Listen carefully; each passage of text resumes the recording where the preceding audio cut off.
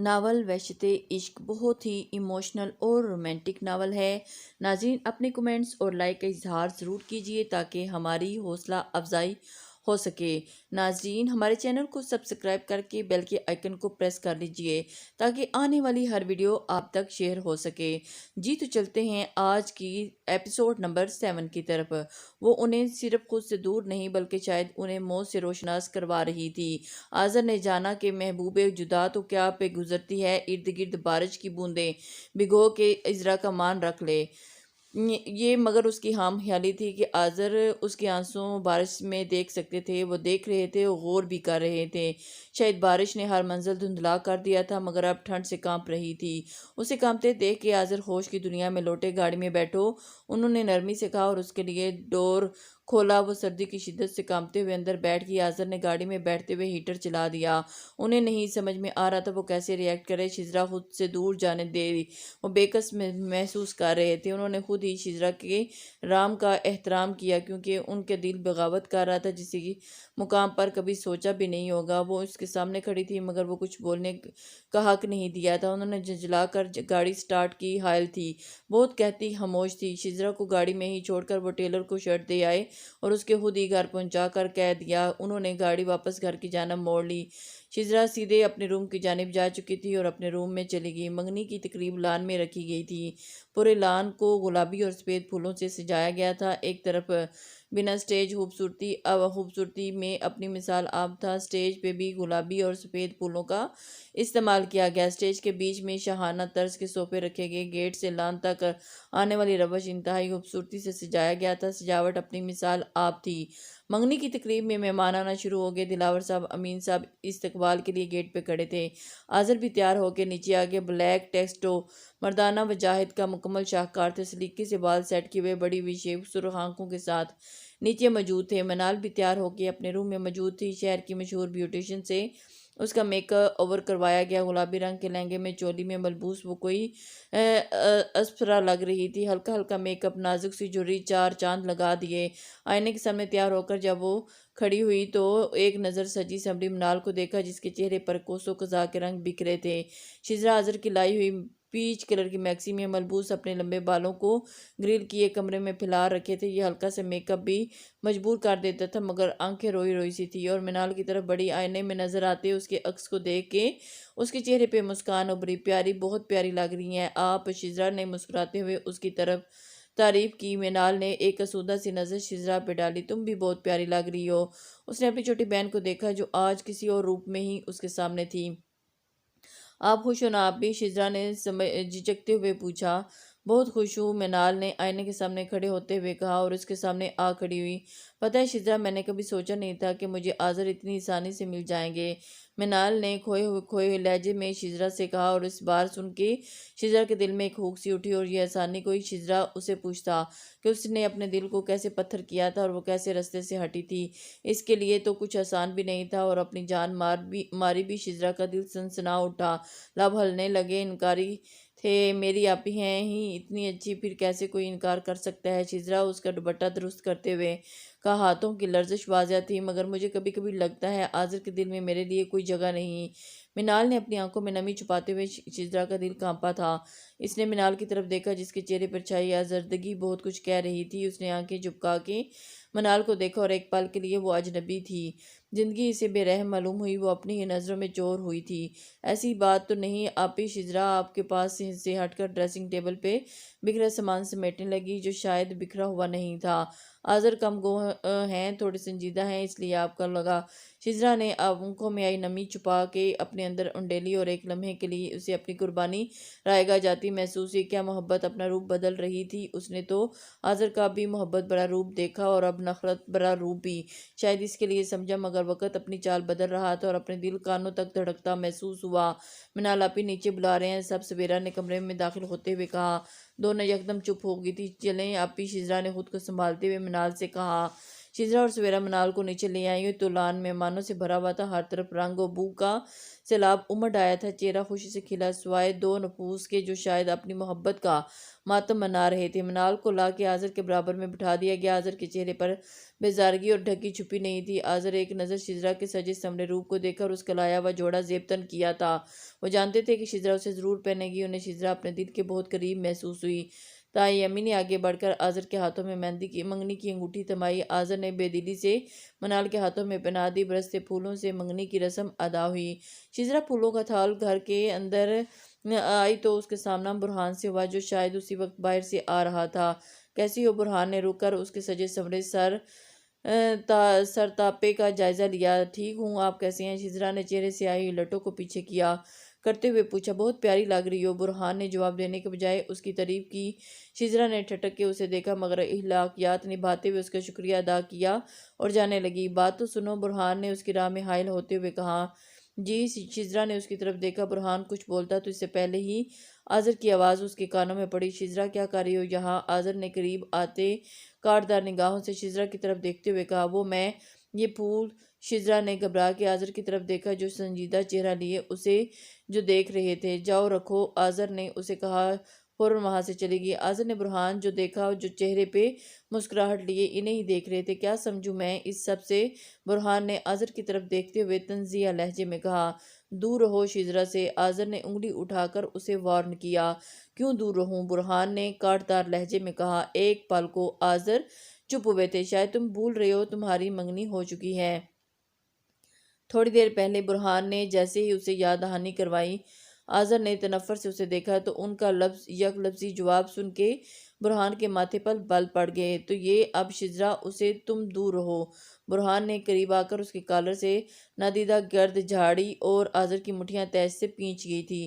چند دنوں میں میرے پیرنٹس رشتہ لے کر آ جائیں گے شجرا کے لیے، جو کرنا ہے کر لو، برہان نے طنزیہ کہا اور وہاں سے چلا گیا۔ پیچھے آذر سنسناتے دماغ کے ساتھ اسے جاتا دیکھ رہے، غصے سے ان کی کن پٹی کی رگیں تن گئیں، چہرہ سرخ ہو چکا تھا۔ شجرا کے کسی اور کا ہونے کا خیال ہی اس کی جان کے لیے جان لیوا تھا۔ کچھ دیر کے بعد شجرا واپس آتی دکھائی دی تو وہ انہیں نظر انداز کر کے ان کے برابر سے گزری تو اس کا ہاتھ ان کے مضبوط شکنجے میں تھا۔ آذر نے اس کا ہاتھ بازو سے سختی سے پکڑا اور اسے لے کے اوپر کی طرف بڑھے۔ شجرا ان سے اپنا ہاتھ چھڑواتی رہ گئی مگر وہ انسنی اسے لے کے اپنے روم میں آ گئے اور اسے بیڈ پہ دھکا دیا۔ ایک پاؤں بیڈ پہ گھٹنے کے بل جھکے اور اس کے چہرے اپنے ہاتھوں میں سخت انگلیوں میں دبوچا۔ آپ؟ شجرا کی آنکھوں میں آنسو رواں تھے، سیاہ کاجل اس کی آنکھوں سے بہہ رہا تھا، ایسے جیسے اس کے بخت میں سیاہی بھر رہی تھی۔ میں یہ منگنی بھی ابھی ختم کر رہا ہوں، آذر نے تیز سے اسے جھٹکا دیتے ہوئے کہا۔ یہ سن کر شجرا جیسے زمین کی گہرائیوں میں دفن ہوئی تھی۔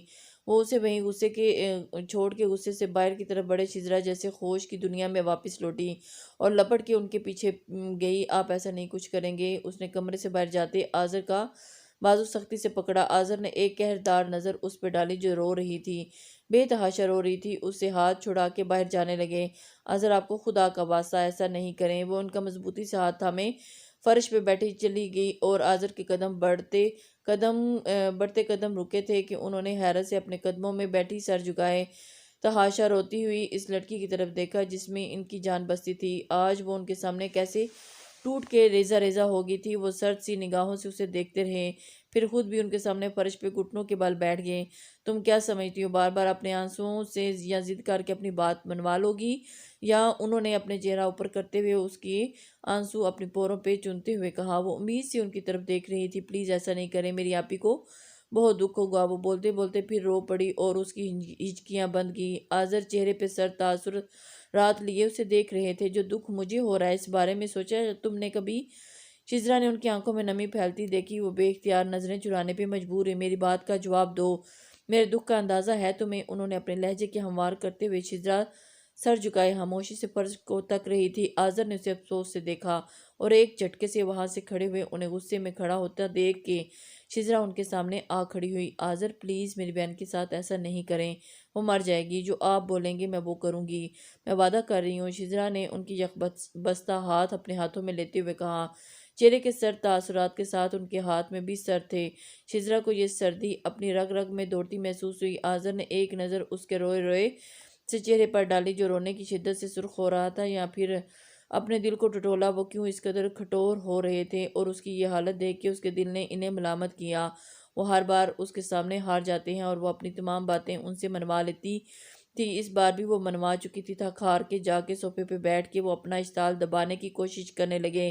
برہان کی زبان سے شجرا کا نام سن کے وہ اپنے آپ میں نہیں رہی تھے۔ شجرا پہ کسی اور کا حق ہونے کے خیال سے ان کی روح تک جھنجھوڑ کے رکھ دیا تھا۔ شجرا ان کے سامنے زمین پہ گھٹنوں کے بل بیٹھ گئی اور سرد ہاتھ اپنے ہاتھوں میں تھام لیے۔ ان کی کلائیوں سے ہلکا ہلکا خون رس رہا تھا۔ آذر کی سخت گرفت کی وجہ سے ان کی چوڑیاں ٹوٹ کے کلائی میں چبھ گئی تھیں، مگر وہ اپنی ہر تکلیف سے بے نیاز تھی۔ آپ مجھ سے وعدہ کریں، اس نے آذر کی سرخ آنکھوں میں جھانکتے نم لہجے میں کہا۔ اس کا ٹوٹا بکھرا لہجہ اپنی الگ کی کہانی بیان کر رہا تھا۔ تمہارا ہاتھ۔ آذر نے تڑپ کے اس کے زخموں پہ اپنا ہاتھ رکھا اور اس نے زب سے نچلا ہونٹ دانتوں میں تلے دباتے اشکوں سے روا تھا۔ پیا آپ کو تکلیف نہیں دیں گی، اور ان کی بات نظر انداز کر کے وہ کمال زب سے اپنی تکلیف چھپا گی۔ میں کبھی جان کہ ایسا نہیں کروں گا۔ آذر نے اسے نظر چراتے ہوئے اپنی جیب سے رومال نکال کے اس کے زخموں پر ابھرا خون صاف کرنے لگا، اور ایک بار پھر تکلیف سے دوچار ہوئی۔ وہ اس تکلیف کی وجہ سے نہیں جان پائی، انجانے میں بھی نہیں، اس نے ضد لہجے میں کہا۔ آذر نے ایک نظر اسے دیکھا اور اس کے زخموں پہ لگا خون صاف ہو چکا تھا، اور اب وہ اس کے ہاتھ میں پہنی ہوئی کانچ کی چوڑیاں اتارنے لگے، کیونکہ جب تک وہ یہ چوڑیاں پہنتی رہتی اس کا ہاتھ زخم ہرا ہوتا رہتا۔ شجرا نے آذر کو اپنے ہاتھوں سے چوڑیاں اتارتے دیکھا۔ وہ پل بھر کو ٹھٹکی تھی۔ آذر نے وہ وجہ ہی ختم کر دی تھی جس کی وجہ اسے زخم لگا تھا، اور وہ دوبارہ اس کا زخم ہرا ہوتا۔ لمحے کے 1000ویں حصے میں اس نے خود کو آذر کی زندگی سے دور لے جانا چاہا۔ وہ بھی تو ٹوٹ گئی تھی، انہیں کانچ کی چوڑیوں کی طرح اب آذر کا زخم ہرا کر رہی تھی۔ اس نے کمرے میں ارد گرد پھیلی کانچ کی چوڑیوں کی جانب نگاہ دوڑائی، اور وہ سن سی ہو گئی تھی۔ ہر طرف ٹوٹی چوڑیاں بکھری تھیں جو اب بھی اسے تکلیف پہنچا سکتی تھیں۔ آذر اب اس کے ہاتھ پر کوئی مرہم لگا رہے تھے اور حالی حالی نگاہوں سے بیٹھی انہیں دیکھ رہی تھی۔ تم بھی ایک وعدہ کرو۔ آذر کی سپاٹ سی آواز اسے سنائی دی۔ جی، اس کے منہ سے صرف اتنا ہی نکل سکا۔ تم صرف میری ہو، کسی اور کا حق تم پر نہیں ہے، سر سپاٹ لہجے میں بولتے ہوئے پتہ نہیں وہ وعدہ لے رہے تھے یا اسے باور کروا رہے تھے۔ وعدہ کرو۔ اس وقت وہ شجرا کو صحیح معنوں میں کھونے کے ڈر سے گزر رہے تھے، لیکن شجرا نے کچھ بولنا چاہا۔ ٹھیک ہے، میں ابھی جا کے یہ منگنی ختم کر دوں گا، انہوں نے اس پاک لہجے میں کہا۔ شجرا نے بے یقینی سے انہیں دیکھا۔ یہ وہ آذر تو نہیں تھے جن سے اس نے پیار کیا تھا، یہ شخص تو کوئی اور ہی تھا، اپنی محبت میں کر حد پار کر دینے والا، اور اس نے کرب سے آنکھیں میچ لیں۔ ٹھیک ہے، وعدہ، اس نے سر جھکایا آنسو ضبط کرتے ہوئے کہا۔ آذر نہیں جانتے تھے کہ وہ اب محبت میں خود غرض ہو چکے ہیں۔ وہ سمجھ رہے تھے کہ اسے وعدے میں باندھ کر اسے ہمیشہ اپنے پاس رکھیں گے، اسے کبھی خود سے دور نہیں جانے دیں گے، اسے برہان سے دور کر لیں گے، مگر یہ سب خام خیالی ثابت ہونے والی تھی، کیونکہ آج تک قسمت پہ کسی کا زور نہیں چلا۔ قسمت تو جب ناچ نچانے پہ آئے تو کٹ پتلی کے بنا اپنی مرضی سے جہاں چاہے نچا دے۔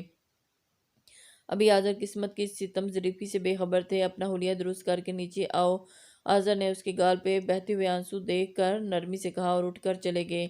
وہ خاموشی سے انہیں جاتا دیکھتی رہی۔ شجرا نے ان کے جانے کے بعد اٹھ کے آئینے میں ایک نظر خود کو دیکھا، اور پل بھر میں جیسے وہ اجڑ گئی تھی، اسے اپنے چہرے کے نقوش مٹتے ہوئے محسوس ہوئے، اور اس نے اپنا میک اپ ٹھیک کیا، اپنے زخمی ہاتھوں کو دوپٹے کے نیچے چھپایا، اور چہرے پہ ایک نرم سی مسکراہٹ سجا کے نیچے چلی گئی۔ کوئی نہیں جان سکتا تھا کہ اس کے دل پر کیا گزری ہے۔ وہ سب کے بیچ ایک بار پھر ہنستی مسکراتی موجود تھی۔ وہاں موجود برہان اسے دیکھ کے الجھ سا گیا۔ کچھ تو تھا جو ان سب کی نظروں سے چھپایا جا رہا تھا۔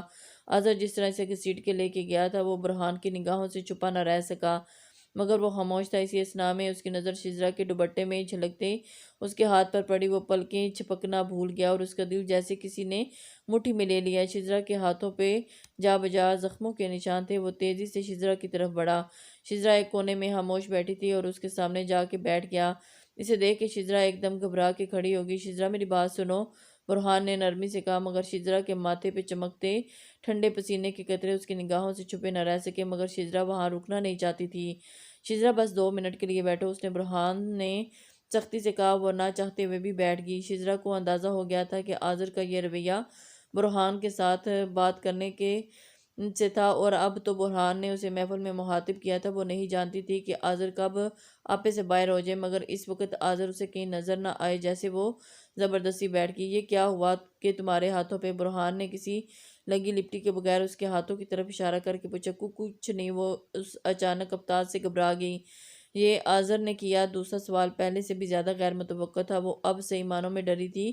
اس کی زبان نے اس کا ساتھ نہ دیا، بس بے بسی سے برہان کو دیکھ کر رہ گئی۔